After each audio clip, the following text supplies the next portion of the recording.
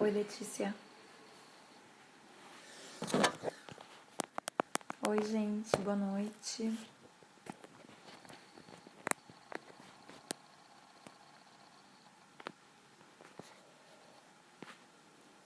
Boa noite para todo mundo. Tô só esperando o professor Emanuel entrar. Ai.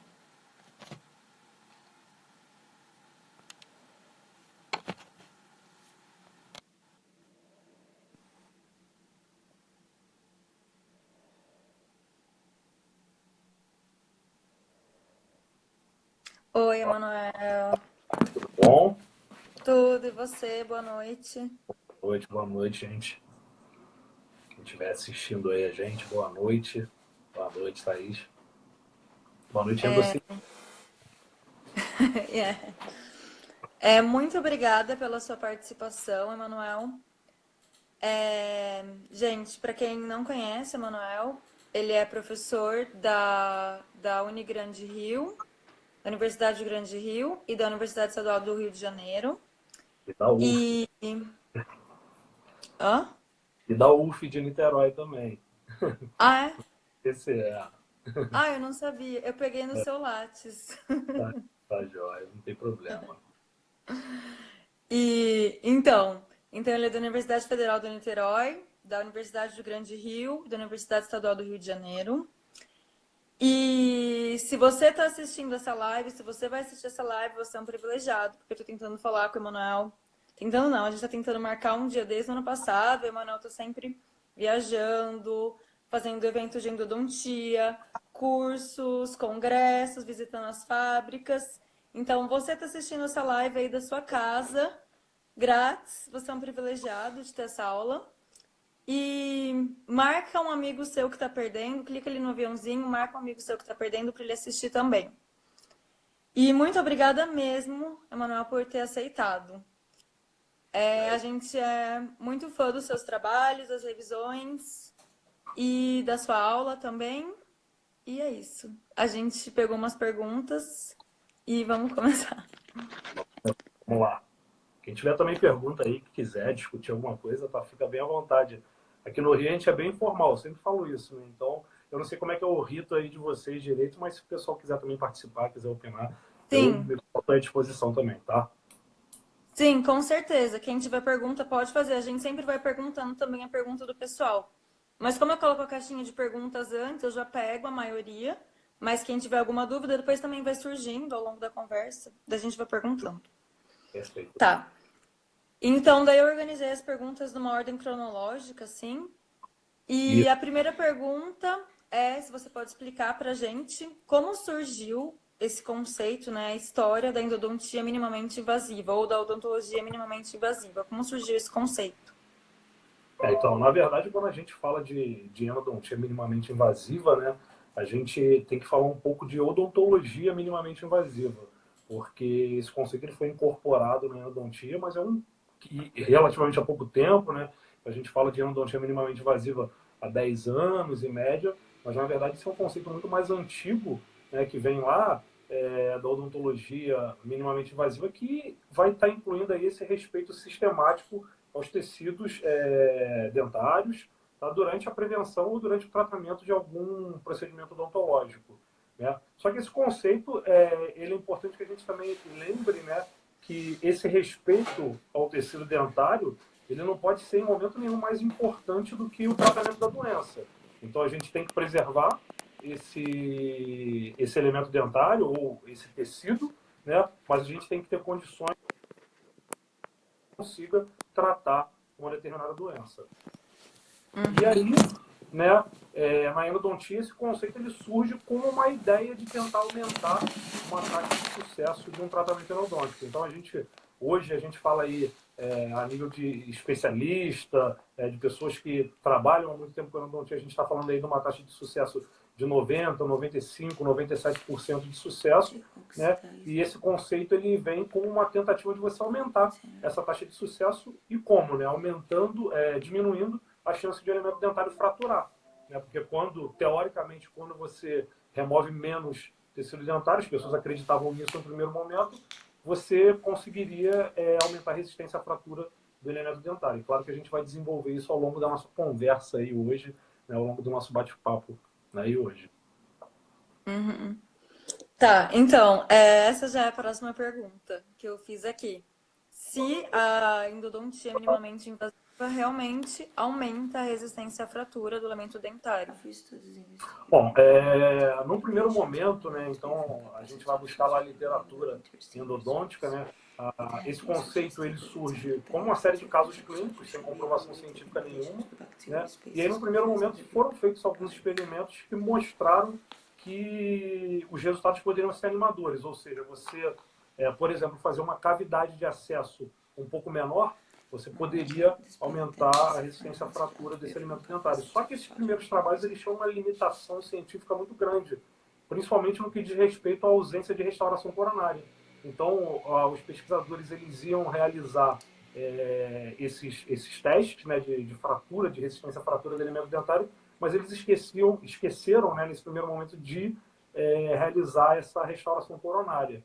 E aí, à medida que a ciência ela vai avançando, né, as metodologias elas vão melhorando, né, e vão surgindo novos trabalhos. E hoje a gente, com o que a gente tem em literatura até o presente momento, a gente não consegue inferir que você fazer, por exemplo, uma cavidade de acesso um pouco menor aumenta a resistência à fratura. Na verdade, o que a grande maioria dos trabalhos mostra é que esse tamanho da cavidade de acesso ele vai ser indiferente na resistência à fratura de um alimento dentário, desde que você restabeleça, né, uma restauração coronária nesse elemento dentário.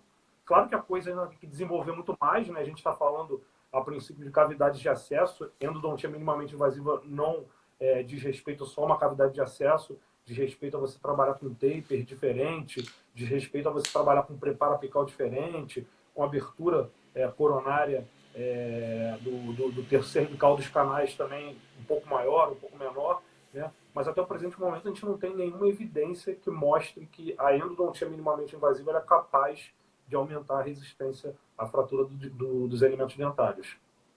Uhum. Bom, se a gente não tem nenhuma evidência científica, então até agora a gente pode falar que não, né? Que não aumenta. Até o presente momento, talvez não seja uma boa ideia fazer a endodontia minimamente invasiva buscando aumentar a resistência à fratura do dente. Então, essa relação entre aumentar a resistência à fratura do dente e diminuir, por exemplo, uma cavidade de acesso, né, ainda não existe, ainda não tem esse link. Claro que a gente tem que pesquisar mais, né? Eu gosto sempre de dizer que a ciência não é algo estático, a ciência é algo muito dinâmico, né? Então, o que a gente acredita hoje, amanhã pode mudar, e eu, como acredito muito na ciência, vou ser o primeiro a mudar a minha forma de pensar, né? Mas no presente Sim, com momento não certeza. tem ainda nenhuma relação entre endodontia minimamente invasiva e aumento da resistência à fratura de um elemento dentário. Uhum. E existe alguma outra vantagem ou justificativa para usar essa técnica além do aumento da resistência à fratura? Não, para falar bem verdade, não, né?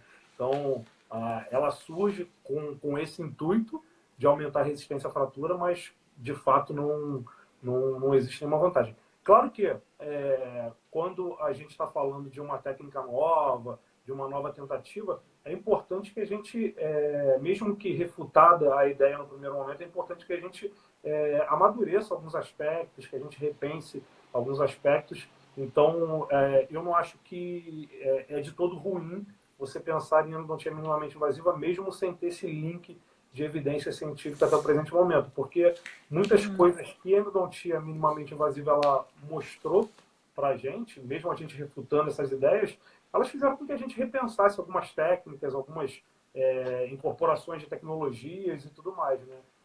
Mas até o presente momento, de fato, a gente não tem nenhum ganho, nenhuma vantagem para você realizar esse tipo de endodontia. Tá. Vou para a próxima pergunta, então. É possível encontrar o quarto canal com endodontia minimamente invasiva? É possível encontrar, tá? Claro que o grau de dificuldade ele vai ser muito maior, né? Então a gente tem o trabalho da Gabriela Rover, que foi publicado no ano de 2017, ele mostra isso muito claramente, né? No trabalho da Gabriela, a gente fez a localização do MB2 em 3 etapas, sem microscopia, com microscopia operatória e com microscopia operatória e desgaste ultrassônico, né? E nas cavidades maiores, você conseguiu localizar um número muito maior de canais MB2 sem, por exemplo, a microscopia operatória. Claro que a microscopia operatória aumentou essa taxa de canais localizados, mas você consegue uma taxa boa com um acesso convencional.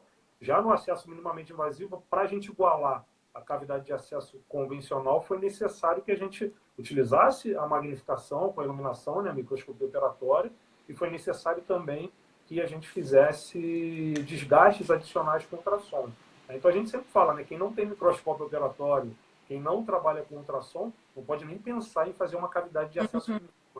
Isso daí já é o princípio básico se você quiser seguir a endodontia minimamente invasiva, mesmo sabendo que ela não aumenta a resistência à fratura de um elemento dentário. Sim. E vou passar para a próxima pergunta, então. Bom, a próxima pergunta era se é possível realizar sem microscópio e não, né? Porque se você deixar um canal passar ali, seu tratamento vai estar deficiente. Hoje a gente tem muita tecnologia ao nosso dispor, né, na endodontia, então lançar mão dessas tecnologias é sempre importante. Mas fazer endodontia minimamente invasiva, e a gente sabe que nem todas as pessoas têm acesso a elas, né? Isso é uma realidade, né? Talvez no exterior um pouco mais fácil, no Brasil nem sempre a gente consegue trabalhar com todas essas tecnologias, pelo menos não no dia a dia, né? Então, quem não tem essas tecnologias, né, basicamente as três, né, o microscópio operatório, ultrassom e a tomografia computadorizada, não deveria nem pensar em estar realizando uma endodontia minimamente invasiva, ou melhor, um acesso endodôntico minimamente invasivo, né, para a gente não misturar os conceitos. Uhum. Né? Sim. A próxima, então. É possível garantir uma boa ou uma adequada desinfecção da câmara pulpar com endodontia minimamente invasiva? Com acesso minimamente invasivo? Vamos lá. Então, vamos dividir em duas etapas. Primeiro, vamos falar do acesso minimamente invasivo e depois vamos falar do preparo minimamente invasivo, né? Eu acho que quando a gente fala de desinfecção, é importante que a gente tenha essas duas menções, mencionar esses dois fatos de forma distinta.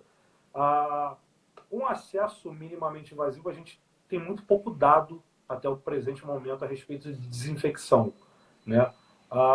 Mas o que a gente nota é que limpar um canal com acesso tradicional já é algo muito difícil, né? A gente sabe, os trabalhos mostram que a gente nunca consegue esterilizar o canal, que a gente tem uma grande percentual de áreas não tocadas, que sempre a gente tem presença de muito biofilme nas áreas de reentrância, nas áreas de istmo, né? De fato, limpar o canal é algo difícil. Sob uma perspectiva micro, né, com um acesso minimamente vazio, essa dificuldade é muito maior. Isso é algo completamente visível, né, e não precisa nem de muita pesquisa para a gente chegar a essa conclusão. É só a gente tentar fazer e você vai ver que o grau de dificuldade ele é muito maior. Mas até o presente momento a gente tem muito pouca literatura mostrando se essas cavidades minimamente invasivas elas são capazes de proporcionar uma desinfecção similar à cavidade convencional ou inferior, né? A gente ainda não tem essa evidência. Certamente superior a gente tem a certeza, eu chamo de plausibilidade biológica, né? A gente tem a certeza de que ela vai limpar melhor. Agora, se ela consegue igualar, a gente já não sabe. O que a gente acredita, e acreditar sem ter a evidência não é algo muito legal, né? Principalmente para quem está lidando com pacientes, para quem trabalha com ciência também, né? O que a gente acredita é que você talvez até consiga equilibrar, né, lançando mão de técnicas adicionais, de irrigação, de ativação, de instrumentação. Esse é o primeiro ponto, né? Esse daí é o ponto relacionado ao acesso coronário. E aí a gente tem o segundo ponto, que é o ponto relacionado ao preparo do canal em si, né? E aí quando a gente fala de preparo do canal em si, a literatura ela já nos fornece alguma evidência de que quanto mais você amplia esse preparo do seu canal lá no terço apical, né? Então, preparos apicais mais amplos, eles são capazes de proporcionar uma desinfecção melhor do que preparos apicais menos amplos, né? Então, como tem uma série de trabalhos que comparam, por exemplo, você terminar um molar com tipo 25 e você terminar um molar com tipo 40, né? E mostra que quando você termina com 40, o seu grau de desinfecção ele é muito maior. Isso, de certa forma, também é um pouco óbvio, né? Porque você vai estar tocando mais parede do canal, os estudos de microtomografia mostram isso, você consegue preparar uma maior região do canal radicular e tudo mais, né? Então, de certa forma, já é um resultado um pouco esperado. E agora está existindo uma tendência também de você preparar com baixo taper, né? Então, alguns sistemas sendo lançados aí com taper 3, né, com grau de conicidade 2, 3, em detrimento ao que a gente usava comumente, né, que era o 8, o 6, etc. Uhum. E a gente ainda não tem muita prova também de que você trabalhar com baixo taper, né, seja capaz de proporcionar uma desinfecção adequada. Né? Em contrapartida, a gente tem evidência de que preparar com baixo taper ou com taper 6, por exemplo, 3 ou 6, não vai ter diferença no que diz respeito à resistência à fratura. Né? Então não faz muito sentido você trabalhar com muito baixo taper, pelo menos não na grande maioria dos casos. Né? Talvez num caso específico mais falsificado, num caso um pouco mais curvo, você lançar a mão daquela individualidade anatômica do elemento dentário. É importante que a gente entenda isso na endodontia, né? Que a gente esqueça as fórmulas de bolo e que entenda que cada caso vai necessitar de um tratamento diferenciado, né? E entender que esse protocolo de tratamento ele tem que ser dado pelo endodontista, pelo cirurgião dentista, né? E não por uma receita de bolo que você colhe em qualquer lugar. Né? É importante que Uhum. você lembre disso daí. Não sei se Sim. respondeu bem, né? Mas de forma geral, a endodontia minimamente invasiva, seja no acesso, seja no preparo, ela possivelmente, né, pelas poucas evidências que a gente tem, ela vai gerar um grau de limpeza menor do que uma endodontia convencional, digamos assim. Uhum. Claro que ninguém está Mas, falando de preparar canais de forma abusiva. Ninguém está falando para você entrar com uma gate 5 no molar inferior, ou de você trabalhar com o instrumento taper 8 sempre e tudo mais.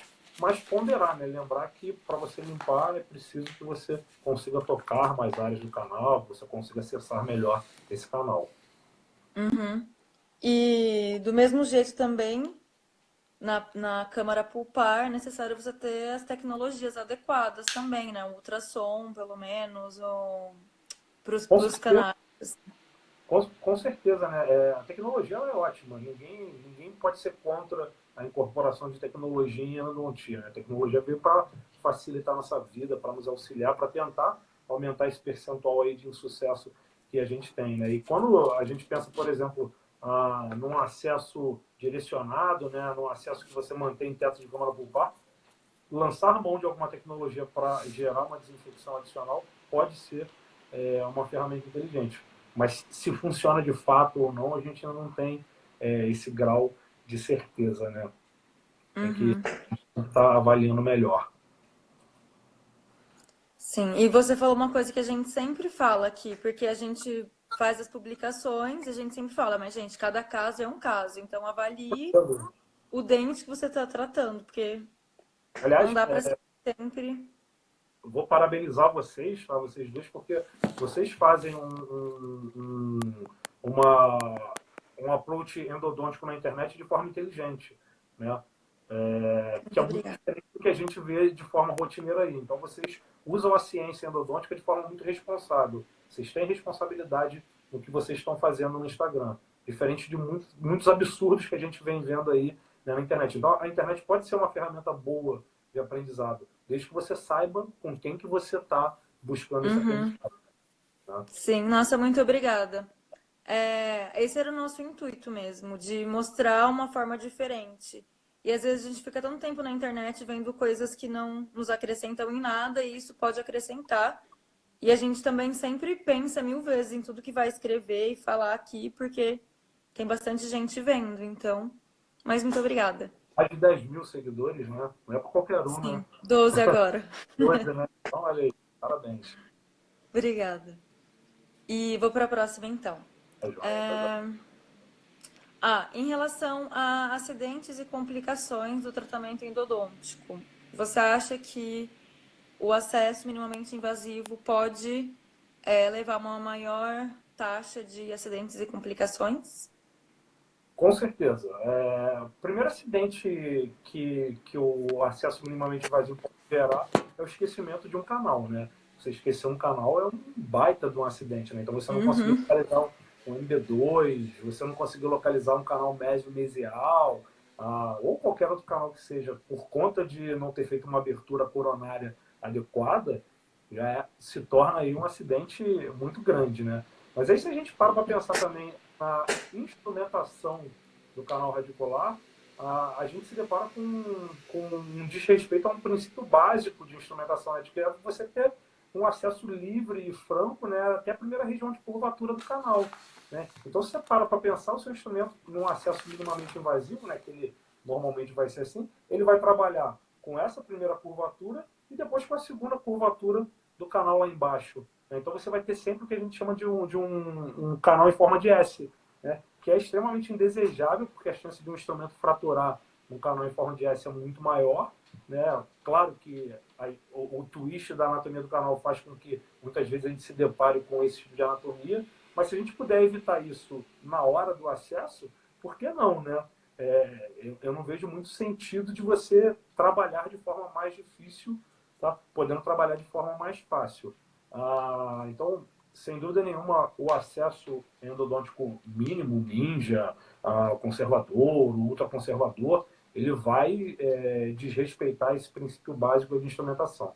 E aí muitas pessoas falam assim, mas hoje os instrumentos eles são extremamente flexíveis. Mesmo instrumentos extremamente flexíveis vão sofrer com essa deformação adicional que você vai estar empregando no instrumento, né? Então, eu parto do princípio de que se eu posso evitar uma fadiga adicional no meu instrumento, por que eu não vou evitar essa fadiga adicional no meu instrumento, né? Então, é algo que não faz muito sentido para mim trabalhar com esse instrumento em dupla curvatura, né? Sempre, em todos os casos. Então, seria um segundo acidente. Claro que existem muitos outros acidentes relacionados aí a endodontia minimamente invasiva, como, por exemplo, desvio de anatomia de canal. Né? Alguns estudos mostram isso claramente. Quando você trabalha com o seu instrumento um pouco mais tensionado, em decorrência de você ter um acesso minimamente invasivo, o seu instrumento ele vai tender a se retificar no canal. De novo, mesmo os instrumentos com tratamento térmico e tudo mais, né? Então, existe essa tendência de modificar a anatomia original do canal, que é algo que também ninguém deseja modificar a anatomia do canal. Né? E talvez um outro acidente seja uma dificuldade de você conseguir realizar a sua obturação de forma correta. Né? Então, a gente vê em alguns posts na internet, por exemplo, uma limpeza de câmara pulpar inadequada, que pode gerar algum comprometimento estético ao paciente.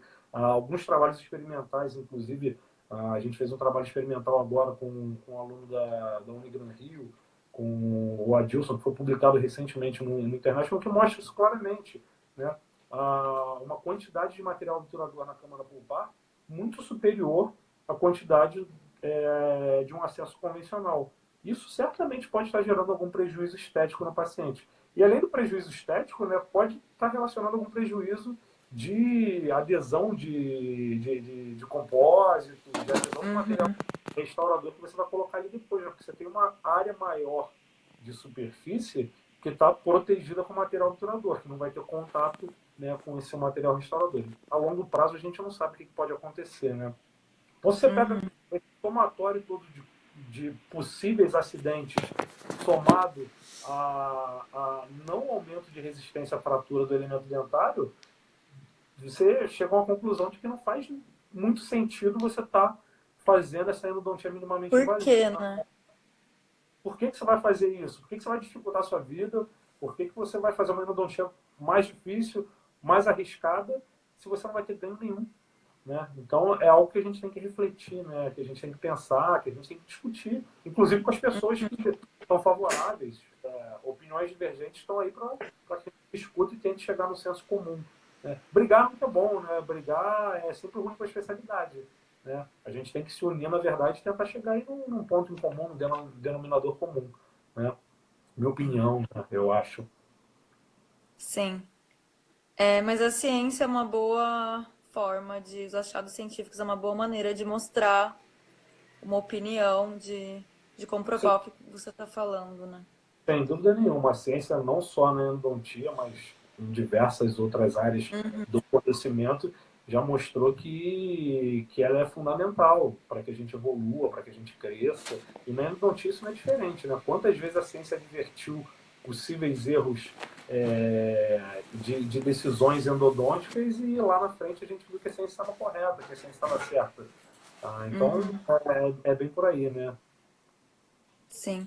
E uma coisa que não tá aqui, mas que que eu pensei agora, é que deve aumentar muito o tempo do tratamento também, né? Porque, não sei, na minha cabeça parece tudo mais difícil pra eu misturar, como vai Sem ter que dúvida, colocar um cone, cortar, não sei. sem dúvida nenhuma. Mas aí, Thaís, é importante que a gente frise numa coisa.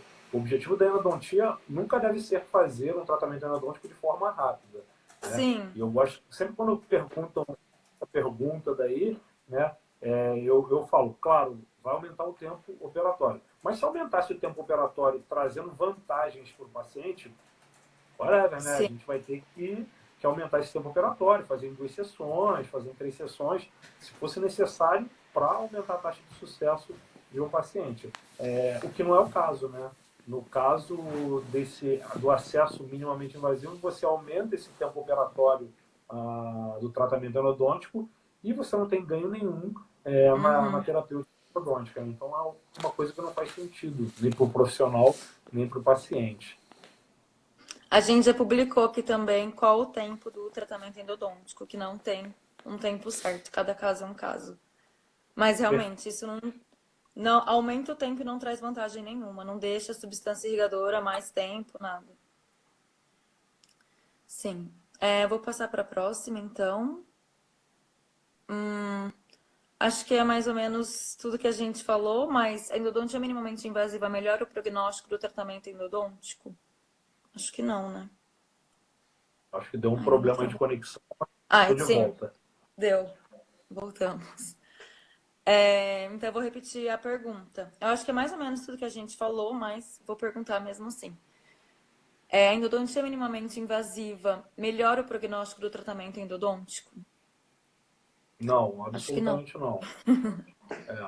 Quem, Todas quem, as. quem, quem vende que a endodontia minimamente invasiva vai aumentar o prognóstico de tratamento endodôntico está falando baseado em achismo total, tá? Porque nenhuma evidência até o presente momento permite inferir isso daí, né? Ah, pode ser que mude, né? De novo, ciência dinâmica, pode ser que mude, né? Mas até o presente momento a gente não tem evidência nenhuma disso daí. E é interessante essa pergunta, né? Porque a gente discute muito questão de prognóstico de tratamento endodôntico, sucesso de tratamento endodôntico. E se você pega alguns trabalhos clássicos, como por exemplo o trabalho do professor Nobuo Mura, né? Ah, usando tecnologias muito antigas, sem as tecnologias que a gente tem hoje ao nosso dispor, se eu não me engano, ele tem aí 93% de sucesso, né? E isso é um estudo retrospectivo que usou tecnologias muito antigas, né? Então, a gente fica inventando muita moda, né? Quando, na verdade, a gente não foca no nosso problema. O nosso problema está lá dentro do canal, o nosso problema é biofilme bacteriano, o nosso problema é vencer anatomias difíceis, o nosso problema é um problema infeccioso, um problema anatômico. E aí a gente fica preocupado, claro, tem que preocupar, mas com aumentar a resistência à fratura de um elemento dentário, quando na verdade esse problema não é tão importante assim, porque ele não gera tantos problemas para um tratamento endodôntico, para o endodontista em si. Né? Então, o que a gente tem que combater é vencer as anatomias e combater a infecção no interior do sistema de canais radiculares. Se você conseguir fazer isso e colocar uma boa restauração coronária, né, eu tenho certeza que o sucesso ele vai, a longo prazo, ele vai ser muito bacana, muito bom. Porque se você não combater a infecção, não adianta você ter uma alta resistência à fratura, porque. E o engraçado nesse ponto daí, né, é que a pessoa, quando ela defende muito, por exemplo, um acesso minimamente invasivo, uma endodontia minimamente invasiva, né, ela se defende baseada em radiografias, né, principalmente uma radiografia inicial, algumas fotos transoperatórias e uma radiografia final. Raramente um caso completo com acompanhamento de 5 anos, tá? Que seria algo plausível para você mostrar que uma técnica é eficaz ou não. né? Uhum. E radiografia não mostra linhas brancas sem um acompanhamento de regressão de lesão, sem um acompanhamento de tratar a doença, né, que é o objetivo maior nosso, não quer dizer nada. Você colocar uma linha branca bonita no interior de um canal radicular não é, não é tão difícil assim, né? Principalmente com as tecnologias que a gente tem hoje ao nosso dispor, né? Uhum. Sim, essa não é a parte difícil. Tá, vou passar para a próxima, então. Em relação à reabilitação de um dente com uma abertura com acesso minimamente invasivo.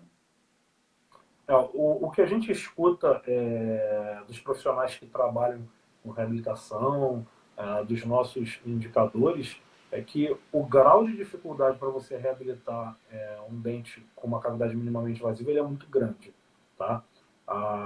É só você pensar, por exemplo, no acesso ninja, né? Que você tem teto de câmara pulpar ao redor de todo esse acesso, né? Como que você faz para colocar uma resina bem adaptada naquela região? Por mais que a gente tenha tecnologias de resina hoje, que a gente consiga fazer ativações sônicas nessa resina, o grau de dificuldade é muito grande. A gente vem trabalhando nisso daí, porque eu gosto sempre que a gente tem uma dúvida, que a gente responda essa dúvida de forma científica antes de partir para a clínica. Então, a gente tem uma aluna também trabalhando hoje com isso, com essa capacidade de reabilitação, de preenchimento com resina em cavidades minimamente invasivas, e os resultados são, de fato, desastrosos. Né? A quantidade de bolha que você tem no material, de desadaptação que você tem no material, ela é muito grande. Né? E aí, quando você manda isso para o reabilitador, e eu já vi alguns casos desses, né? O reabilitador, o que ele faz ali na hora é abrir aquela cavidade de acesso e reabilitar. Ou seja, você fez todo o seu tratamento numa perspectiva micro, com um grau de dificuldade muito maior, para chegar no final, né, o seu reabilitador ele ir lá e abrir aquilo dali, porque ele não consegue restaurar aquilo de forma adequada. Né? Então é algo que não faz muito sentido. Né? Você parar para pensar, você parar para refletir, é uma coisa que você não chega Sim, a um senso clínico, científico do porquê a pessoa está fazendo aquilo dali. Claro que existem aí outros motivos que eu acredito que sejam os motivos para essas pessoas fazerem. A gente vai comentar talvez um pouquinho isso mais para frente, vamos deixar para o finalzinho, né? Isso daí que é um pouco mais polêmico. sim, só Segurar o para quem pessoal aí, aguentar né? ficar até o final. Segurar o pessoal aí. Sim. Tem a Letícia mandou uma pergunta. Existe algum estudo comparando a ação dos irrigantes quando realizado um acesso minimamente invasivo e um convencional? Não, E tem Letícia, outra que eu saiba pergunta não. aqui. Que eu saiba até o presente não, a literatura ainda é muito escassa nesse sentido, né? Vem surgindo muita coisa nos últimos anos, principalmente aí nos 2, 3 últimos anos, vem surgindo bastante coisa, mas a respeito de irrigante não. A gente está trabalhando com isso, a gente deve estar publicando isso em breve, a gente tem alunas trabalhando com isso daí, duas alunas nossas estão trabalhando com isso daí, eu acho que em breve a gente vai ter esse resultado sendo aí divulgado. Sei também que o grupo do professor Siqueira também está trabalhando com isso, o professor Flávio Alves também está trabalhando com isso, então acho que em breve a gente vai ter algumas respostas a esse respeito. A gente vai publicar aqui quando tiver essas respostas. Mara. Então sigam o Instagram. Tem uma outra pergunta que mandaram meio inbox, assim, que é. Ai, sumiu. Qual a melhor solução para a limpeza da cavidade pós-endo utilizando o cimento à base de resina epóxi? O que a gente fala muito é de você usar um álcool absoluto, com uma esponjinha, alguma coisa do tipo. Existem umas escovinhas específicas para isso também, que estão à disposição no mercado. Então, existem várias formas de você conseguir limpar isso numa cavidade convencional. A cavidade minimamente invasiva, aí você tem que ser bastante confiante Ninja. no seu processo de limpeza, porque a gente tentou de tudo quanto é jeito e não conseguiu. Ativamos com ultrassom, tentamos de tudo quanto é jeito, mas não conseguimos limpar de forma completa essa cavidade. Né? Então sempre ficou cimento ali. Tá. Então, vou passar para a próxima aqui da minha listinha. E nos casos de retratamento? Nos casos de retratamento. No retratamento, principalmente, né, você já tem um caso de insucesso. Né? Você restringir mais ainda você restringir o seu acesso no caso de insucesso é algo extremamente questionável. Tá? O que a gente tem visto muito hoje é o que a gente chama de retratamento seletivo. Né? Então, o que seria o retratamento seletivo? Você tem ali, por exemplo, um molar superior, né? E aí no seu controle tomográfico do molar superior você consegue constatar que sua raiz palatina ela não tem doença nenhuma, não tem periodonte apical nenhuma. Na sua raiz disto-vestibular você também não tem periodonte apical nenhuma, mas na raiz mesovestibular você tem, por exemplo, um canal MV1 instrumentado e um canal MV2 não localizado.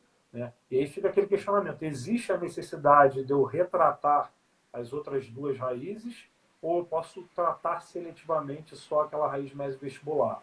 Né? E aí é uma opinião minha, opinião Emanuel, eu acho que você pode retratar sua mesovestibular, desde que você tenha a responsabilidade de acompanhar aquele caso e verificar que a palatina e o disto vestibular não estão desenvolvendo lesão. Né? Não desenvolvendo lesão, você de certa forma foi minimamente invasivo, porque você só retratou, né, um, uma raiz. Uhum. Mas é importante que a gente tenha essa responsabilidade, né, de acompanhar o paciente depois no longo prazo.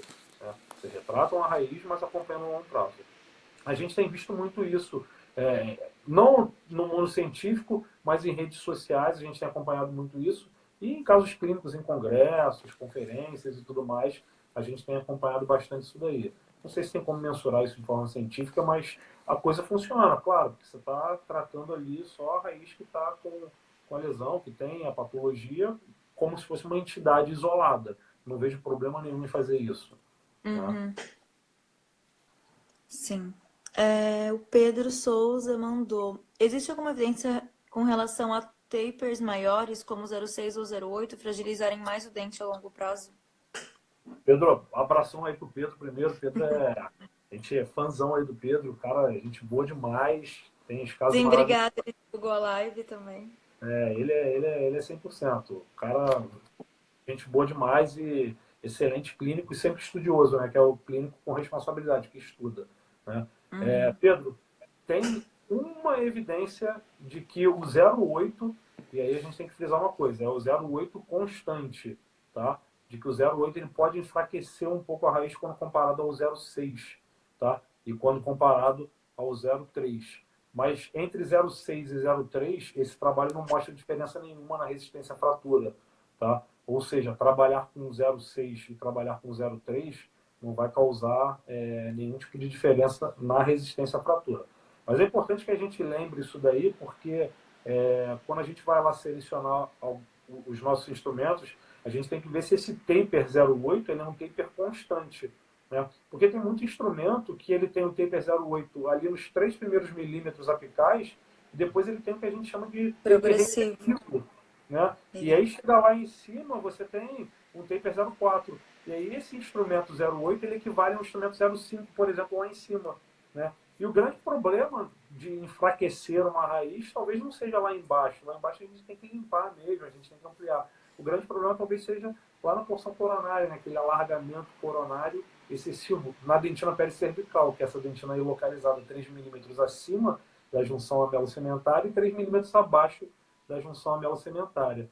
Eu sei que existe uma tendência hoje de lançarem sistemas com taper muito pequeno, com 0,3.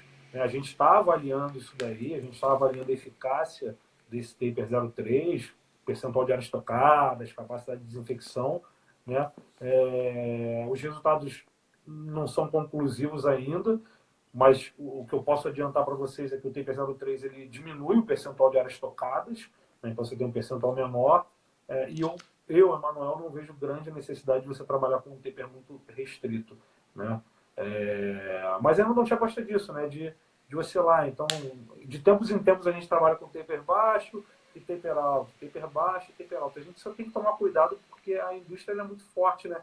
E ela às vezes impõe algumas coisas na gente. Então, agora estão sendo lançados no CIOSP, amanhã, depois, vão ser lançados aí uma série de sistemas de baixo taper, né? E quem disse que a gente precisa desse sistema de baixo taper, né? A indústria está impondo isso, não é a ciência que está impondo isso daí.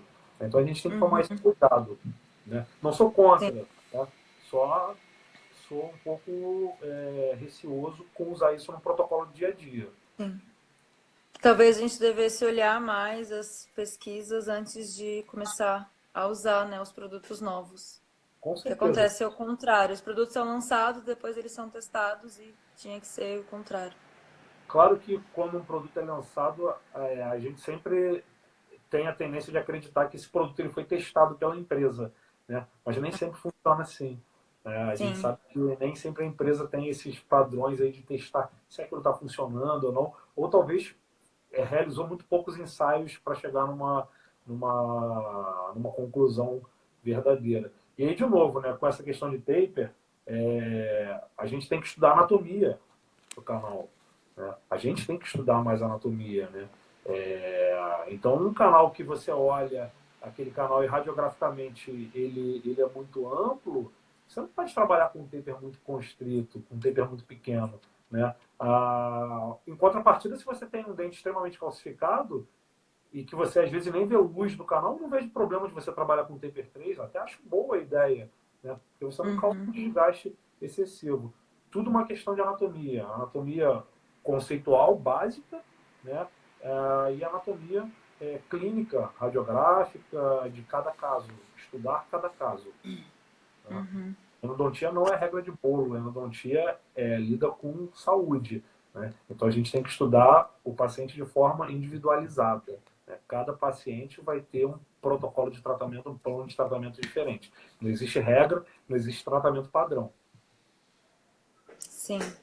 E sobre isso dos produtos serem lançados, tem até um posicionamento da Associação Americana de Endodontia que fala que o dentista ele tem que pesquisar antes de usar o produto, que é responsabilidade do clínico. Então, a gente tem que estar sempre de olho nos artigos, nas pesquisas antes de usar um produto novo.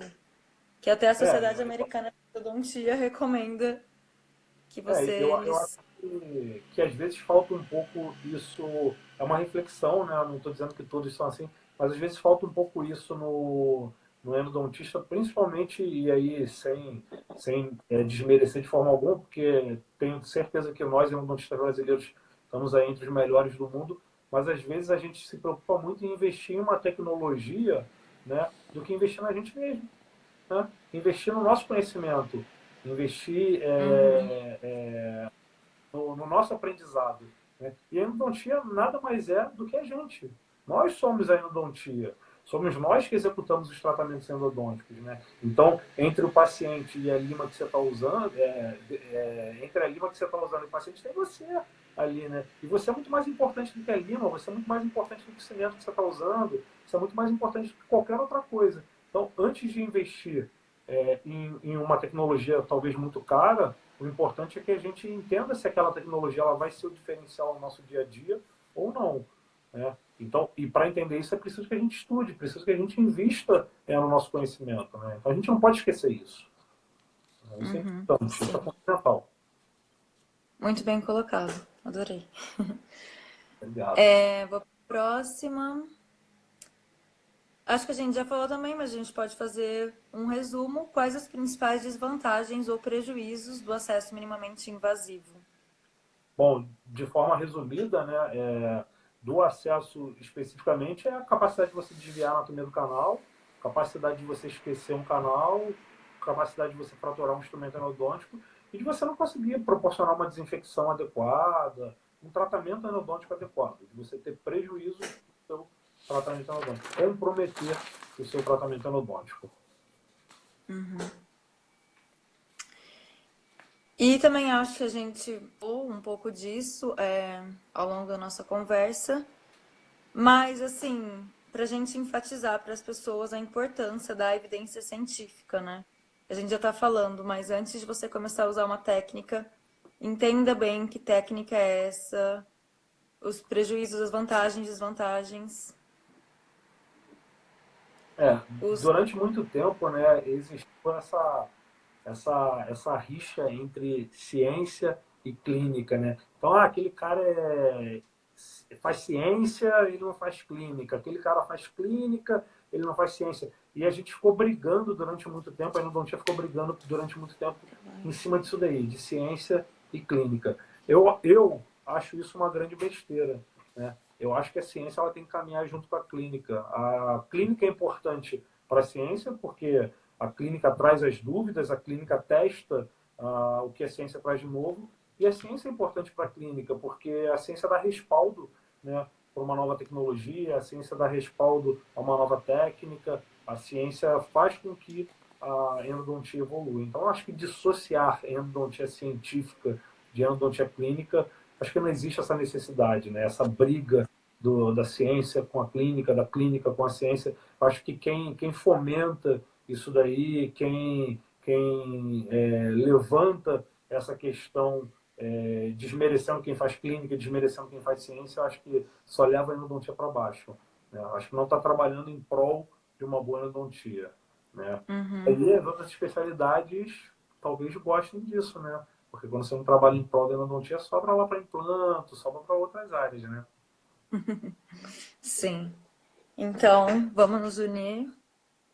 Com E certeza, ciência e clínica não tem lado, né? É uma coisa só, tá junto. com certeza. E é possível fazer endodontia minimamente invasiva? Você tem alguma estratégia para isso? Que limites a gente tem que ter quando a gente está fazendo o tratamento, usando mais ou menos esse conceito? Vamos lá, eu não executo acessos minimamente invasivos no meu dia a dia, tá? Eu acho que a gente não tem respaldo para isso e eu só baseio a minha clínica no que a gente tem respaldo. Você é o primeiro, quando existirem evidências suficientes, se existirem um dia para se fazer um acesso ninja, eu vou ser o primeiro a querer treinar aquilo dali. Vou ser o primeiro a querer fazer aquilo dali. Mas hoje eu não vejo grande necessidade disso daí. Com relação a preparos de baixo taper, eu lanço mão em alguns casos. Eu acho que tem casos que a gente precisa, de novo, a anatomia dita regra, o paciente dita regra, então em alguns casos eu acho que é necessário a gente lançar mão disso. E com relação ao tipo do meu preparo apical, de novo, a anatomia que dita regra, mas no geral eu gosto de trabalhar com instrumentos que permitam que eu limpe um pouco melhor aquela região apical. Então, a minha experiência com endodontia de forma geral minimamente invasiva, ela não é clinicamente ela não é grande porque eu não executo esses tratamentos no dia a dia. Né? Embora a gente venha pesquisando e venha trabalhando bastante nos últimos 5 anos em cima desse ponto daí. Né? Sim. Bom, então, fazendo um resumo, já acabaram. Tem uma pergunta aqui, mas eu acho que a gente já falou também, né? Qual seria o objetivo do acesso minimamente invasivo, já que pode comprometer a desinfecção? A justificativa é aumentar a resistência à fratura do elemento dentário, mas, de acordo com o que a gente tem na ciência até agora, não aumenta. Então, Perfeito, não tem outra justificativa. Para perfeito. ficar bonitinho, às vezes, na radiografia também é outra justificativa. Que Mas nem fica depois o protetista vai destruir tudo. nem fica tão bonitinho assim, né? Sim. E aí, É, a Tatiana entrou aí num ponto, eu não sei se eu li aqui, eu não estou conseguindo ler tudo, né? Mas eu li aqui a Tatiana tocando num ponto do marketing, né? E aí esse é um ponto interessante, né? Que eu gosto de... Quem já assistiu a aula minha, quem já assistiu a apresentação, eu gosto sempre de tocar nesse ponto nas minhas aulas, né? Que a gente tem que tomar muito cuidado com o que a gente vê em internet, rede social e mesmo nos congressos, né? Porque diferente do que vocês fazem aqui, eu vou enfatizar de novo. Vocês fazem uma endodontia digital, né, no sentido de ser uma endodontia de rede social, de forma muito responsável. Tá? Vocês estão de parabéns por causa disso, eu espero que vocês continuem sempre com, obrigada. com esse pensamento. Tá? Mas o Essa... que a gente vê muitas vezes é uma pessoa, por exemplo, ela começa a postar uma série de casos ali de endodontia minimamente invasiva. Né? pequeno acesso, pequeno acesso, pequeno acesso, pequeno acesso. E aí o pessoal vai curtindo, o pessoal vai perguntando, o pessoal vai, nossa, que bonito, nossa, que difícil fazer isso, nossa, caramba, eu quero fazer desse jeito, não sei o quê. E passa 2, 3 meses, o cara vai lá e te lança um curso de endodontia minimamente invasiva, né? Vem aqui fazer comigo esse curso de endodontia minimamente invasiva, vou te vender essa ideia, você pode fazer também no seu consultório, vou te treinar para isso, né? Isso é muito perigoso, né? Porque a gente não sabe se a pessoa está fazendo aquilo porque tem uma evidência ou se ela está fazendo aquilo ali como uma simples forma de conseguir uma renda extra ou um marketing pessoal, enfim, algum benefício direto ou indireto a respeito daquele post. Claro que isso não é exclusivo da endodontia minimamente invasiva, né? Então, às vezes o cara tem lá uma...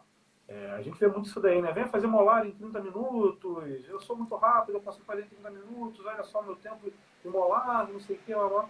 E aí o cara depois aparece lá te vendendo um curso de como fazer molar em 30 minutos, né? Então o cara usa um biomaterial diferente e começa uma série de posts ali e por trás ele tem uma empresa que está fomentando aquilo dali para ele vender aquele material. Então, o endodontista, o cirurgião dentista, ele tem que tomar muito cuidado com isso, né? Ele tem que entender quem é quem no jogo, né? Ele tem que entender quem é aquela pessoa que está vendendo a aula, quem é aquela pessoa que está no palco, no congresso, quem é aquela pessoa que está passando o conhecimento para você, né? É importante que a gente diferencie isso. Veja se não tem um conflito de interesse grande por trás, né? Veja se a pessoa está bem intencionada de fato ou se não está bem intencionada. Isso tudo é preciso que o endodontista e o cirurgião dentista, o clínico geral, ele entenda quando ele vai buscar esse conhecimento, seja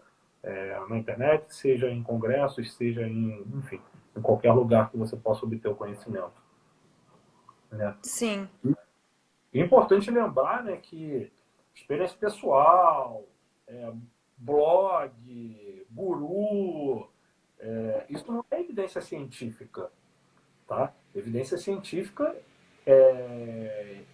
exige que você passe ali por uma série de normativas e que você tem uma cadeia ali das evidências científicas, desde as mais rasas, mais fracas, até as mais robustas. Existe uma hierarquia, né? Claro que você pode buscar conhecimento em outros locais, desde que esses locais eles tenham a responsabilidade de embasar esse conhecimento em evidência científica, né? Então isso tem que ficar muito claro, né? A gente sempre fala que não é a gente que está falando, a gente só está pegando de uma evidência, de um artigo e mostrando para vocês. Não sou eu que estou falando, é esse artigo aqui, é a evidência, esse estudo. Vocês E filtram, também, né, vocês fazem o trabalho mais difícil que é filtrar, né, as evidências e separar e apresentar dividido em um tópico. Isso é muito bacana. É uma forma de você levar ao clínico geral, o endodontista que não tem acesso, de repente, à ciência, né, uma endodontia científica verdadeira, uma endodontia científica responsável. Né? É o que vocês fazem. sim. E a gente espera que cada vez mais as pessoas tenham mais acesso, consigam ler mais artigos e estejam mais por dentro e façam uma endodontia mais responsável. Com certeza. E Com por isso certeza. também a gente sempre chama profissionais que têm a mesma ideologia, o mesmo pensamento e que acrescentam muita coisa aqui para as lives. E essa live, eu acho que bateu recorde de pessoas que entraram e foi muito legal. Legal, bacana. Quando a gente fez a publicação com o artigo, já rendeu vários comentários, vários likes, então já deu bastante sucesso. E a gente falou, vai ser legal uma live. E foi muito legal. Muito Bacana. obrigada, Emanuel. Você parou um tempinho. Posso dar 2 recadinhos? Eu não sei se tem Sim, tempo ainda. Vou tem dar 2 tempo. recados. Tá? O primeiro recado é que quem quiser conhecer um pouco mais do nosso trabalho e tudo mais, segue também lá no Instagram, embora o meu Instagram seja pessoal, tá? De vez em quando eu falo alguma coisa de ciência. Mas quem quiser conhecer profissionalmente, né, a gente tem curso de mestrado e doutorado, tá? Vamos fazer divulgação aqui do nosso curso de mestrado e doutorado lá da Unigran Rio, né, da Universidade do Grande Rio, fica aqui no Rio de Janeiro. Quem quiser entrar no site unigranrio.edu.br, tá? E vou fazer a propaganda também do congresso que tem aqui no Rio de Janeiro, que é sensacional. Tá? É um congresso que vem crescendo a cada ano. Tá? E quem não for do Rio está convidado para vir aqui no Rio, tá? Conhecer esse evento. É um evento muito legal, um clima muito bacana, tá? Que chama Endodontia em Foco. Né? Esse ano ele vai estar sendo realizado no dia 18, 19 e dia 20 de abril, tá? Aqui no Rio. Vem sempre muita gente de fora, inclusive de outros países. Tá? A grade é imperdível, né? Então quem quiser estar participando, pode participar. Eu E vou estar no Brasil. vai estar no Brasil? Então vem para cá. Vai ser. É muito bacana, é muito bacana. E tem uma frase que eu gosto muito, né? Que é uma frase que não tem nada a ver com odontologia, ele nem é dentista, né? Que é uma frase do Peter Drucker. Né? Quem já viu minhas aulas, eu sempre cito essa frase. Mas que resume um pouco, né, essa questão da endodontia minimamente invasiva, principalmente de quem defende, mostra que consegue fazer. Olha, eu consigo fazer muito bem, eu consigo fazer de forma perfeita. Se você não faz, o problema é seu. Tá? A frase ela é assim: não há nada tão inútil como fazer com eficiência algo que não deveria ser feito. Né? Então, acho que esse recado é muito bacana. Vou falar de novo, né? Não há nada tão inútil como fazer com eficiência algo que não deveria ser feito. Né? E hoje a gente não tem evidência nenhuma para fazer acesso minimamente invasivo, para fazer preparos apicais muito pequenos, talvez nem para usar também um taper muito baixo na totalidade dos casos. Né? Então, acho que fica essa dica aí. Sim, ótima, ótima dica. Gente, eu vou publicar uma frase agora da live. E quem assistiu, por favor, comenta, deixa lá a sua opinião. E é isso, Emanuel, muito obrigada de novo. Gente, eu vou deixar também na publicação. Oi? Estou sempre à disposição de vocês, tá? O que vocês precisarem. Muito obrigada. Um prazer mesmo. Eu vou Então, deixar na, eu vou deixar na publicação o Instagram do Emanuel, então quem quiser seguir ele e perguntar, a gente recebe muitas perguntas de pessoas que querem fazer mestrado, como funciona. E é claro, depende de cada instituição, da instituição que você escolher. Então vocês também podem, né, falar com o Emanuel, perguntar, ou entrar no site da instituição. o pessoal está perguntando se isso aqui é o suquinho da confusão. Não é não, tá, gente? É água. Tá? Suquinho da confusão. O meu também é chá. Eu sempre. Bom, tchau, tchau, Então gente. tá, muito obrigada. Boa noite. Boa Boa noite noite. para todo mundo. Comentem lá na foto. Tchau.